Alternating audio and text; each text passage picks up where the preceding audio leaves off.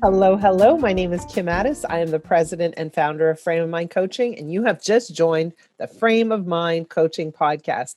Today, we have a special guest. It's my daughter, Ferne, and she's back again this week to share a case study. Ferne, welcome. Hello, and thank you for having me. What do you have on your plate today? All right, so today we have once again another true story. So this is about a young man, let's call him Philippe. So he starts dating a girl. It's his first real relationship. It's going pretty well. And she then ends up getting cancer. Now, she has a really tough family life.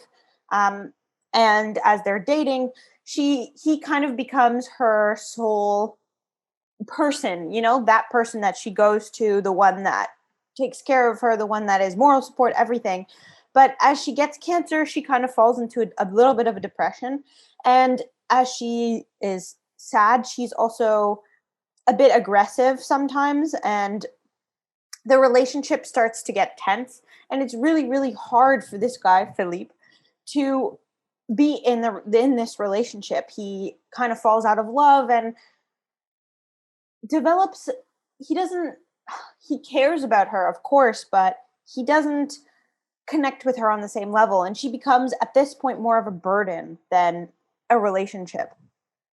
And he's having a really, really tough time because he's supporting her, he's working extra hours to help pay for things, he is doing everything that he possibly can, and he keeps thinking that, when she gets better, when she gets over this, she'll return to who she was before. Now, so he waits like a year and still she hasn't changed. Nothing's changed. She's still the same person. And he doesn't know what to do. He doesn't know how he could possibly break up with her when he's like her whole world, like he is everything to her.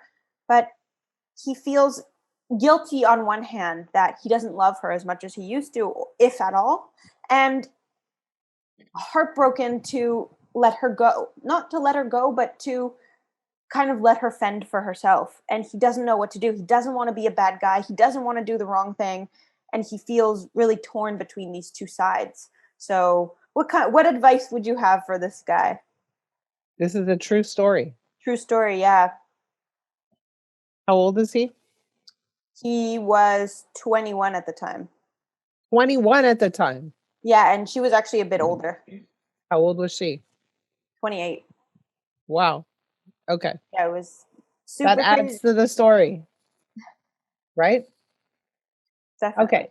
So here's the thing, that regardless of whether or not someone is sick or has cancer, we never serve anyone when we are there by force or out of obligation. Okay. So we always want to do things because we want to do things. We don't want to be in a position where we're doing things because we're obligated to do things. And this is very important as a general concept. And so for Philippe, first of all, the age difference is rather interesting. So at 21, he took on the responsibility of full-time caretaking. And that's kind of young, right? Like he hasn't had a chance to live his life. He hasn't had a chance to do things he wants to do. And he's been thrown this responsibility that he's taken on wholeheartedly. But it's not serving him to continue to pretend that he's involved or engaged in a relationship at the same level when he's really not. Right? So it doesn't serve him for sure, right? He's feeling the pain, the pressure, the stress, All of it. the hurt, all of it. So he's in this relationship unwillingly, out of obligation. So imagine that I'm in a relationship with you out of obligation, and you discover that I'm there just because I feel a sense of obligation. How does that feel to you? Terrible. Terrible. So it's not serving him. And in the end, it's also not serving her. But how does he let her go at such a vulnerable time in her life? Well, here's the other part of it is that when we look at someone and just see their illness, we're not looking at a person. And when we look at that person and see their illness, that also doesn't help them get stronger, better. And so, the fact that he is her only support or resource is a bit of a challenge. It's a bit of a problem. And it's set up so that she's relying a lot on him and she doesn't have any other sources of support. So perhaps the first step is to help her find other sources of support. Mm. And then the second step is it's very important for him to be honest with her because even if, I mean, a lot of people have cancer and don't necessarily die, but even if she is dying, it's important for her to die with a sense of honesty, with a sense of authenticity in her life. And so the question becomes, how does he become a friend to her and not a lover, right? He could still be friends with her, he can still support her in a different capacity. The issue is that the way he is showing up in her life right now doesn't cause her to be healthy. It causes him to be unhealthy. Mm. So I guess I have two questions. One, what kind of support would he get for her? Like where would he find that? How would he go about that? How would he essentially go about, from what I understand, replacing himself? Well, he's not going to replace himself. He's not going to find another boyfriend for her. That's not his job, right? But he could certainly tap into her parents and ask for help. He can certainly see if she has friends that would be willing to be more present. And he could also potentially access other services like counseling, coaching, social work, other services that might support her at this time. Mm. And I think it's very important for him to say, hey, you're mean. You're being mean to me. And even though she is in the middle of cancer, I think it's very important for him to have an authentic relationship with her. And I think what he's been doing is sucking it up and not speaking up, not being real, not being truthful. Yeah, I guess the other question would be, how does he, like, I understand that he has to be in a happy place and the point of a relationship is for him to be happy as well and everything like that, but how does he physically go about breaking up with her? Like, what does he say? How does he do that? How does he move on after he broke up with her and not feel guilty leaving somebody like that? Well, again, he doesn't have to leave her completely. He can maintain a friendship with her and he What can if still she be, doesn't want it?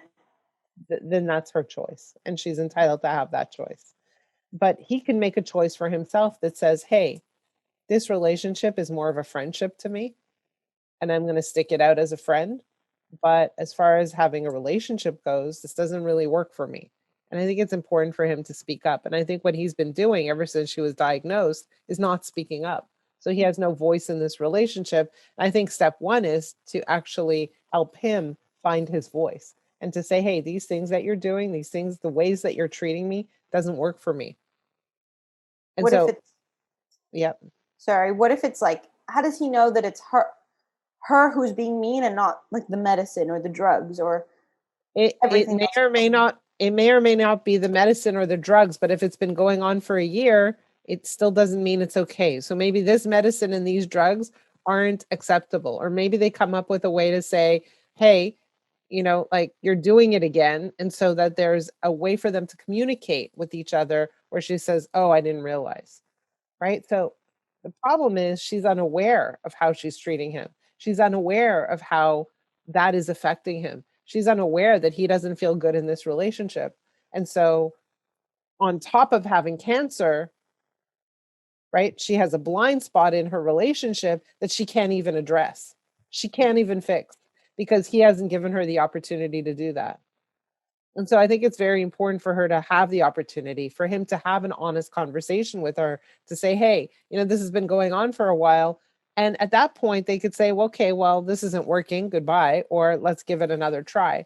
But he hasn't given her the opportunity. He hasn't spoken his truth. And he's not taking responsibility for the way he feels in this relationship because he's put himself way down on the list of priorities because we decided or he decided cancer's more important.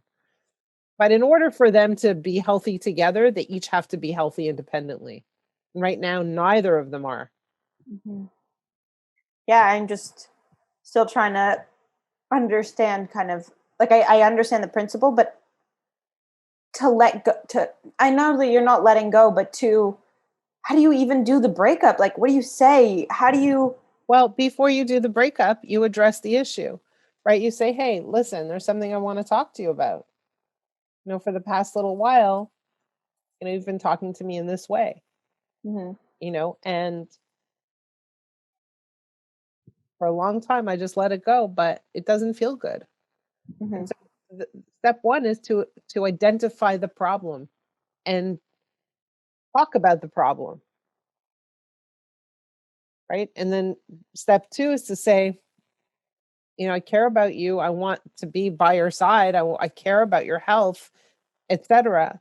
But this isn't really working for me. Like, you need to have the conversation, mhm.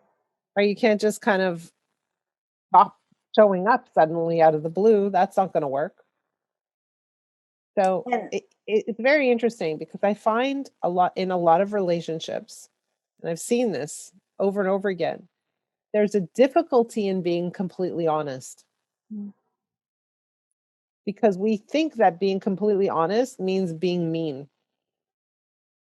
We think that being completely honest means that the other person can't handle it. And so here's what's very important.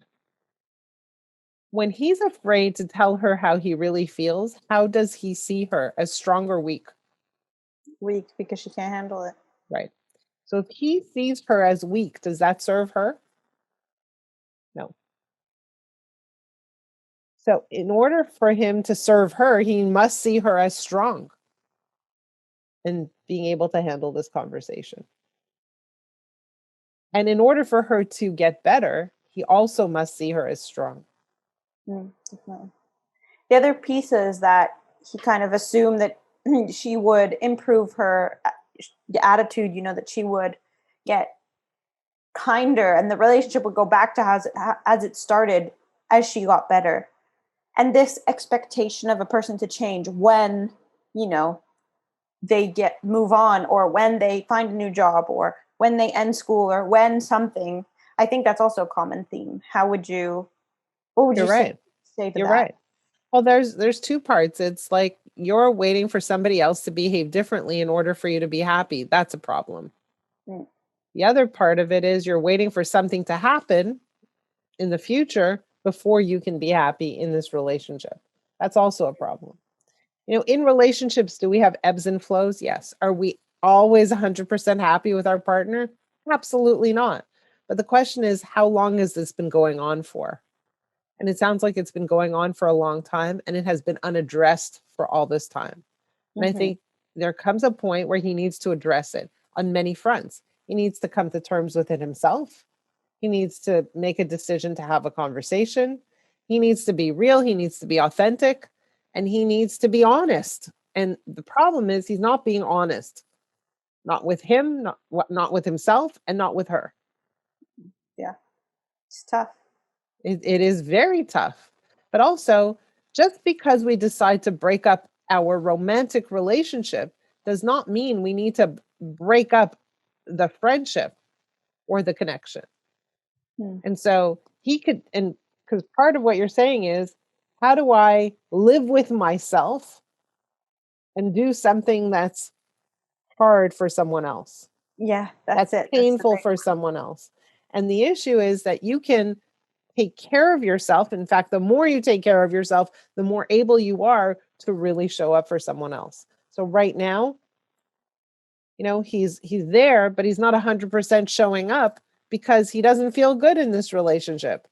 So it's very important for him to feel good and help along the way. So there is a formula in this where he can remove himself from a romantic relationship, but still be a key supporter of hers. And that would allow him to look in the mirror and say, you're a good guy. Yeah, yeah, that's important, I think, for sure. Absolutely.